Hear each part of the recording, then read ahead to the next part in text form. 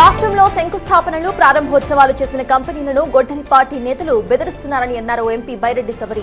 మాజీ సీఎం జగన్ పాదయాత్ర చేస్తే ప్రజలు కనీసం కిటికీలు కూడా తెరిచి చూసే పరిస్థితి లేదని విమర్శించారు. శ్రీశైలం శివాజీ స్ఫూర్తి కేంద్రం ఆధ్వర్యంలో నిర్వహించిన ఉచిత నేత్ర వైద్య శిబిరంలో ఎంపీ బైరెడ్డి సబరి పాల్గొన్నారు.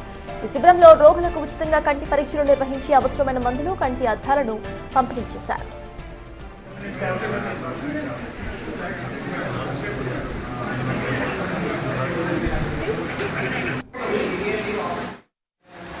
ఆనాడు గొడ్డలి పార్టీ వాళ్ళు మరి పరిపాలనలో ఎన్ని కంపెనీలు వచ్చాయి అని నేను ప్రశ్నిస్తున్నా.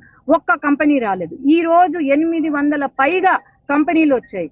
అట్లాగే ప్రతి రోజు ఎక్కడో ఒకటి శంకుస్థాపన లేకపోతే ప్రారంభోత్సవ కార్యక్రమం జరుగుతుంది.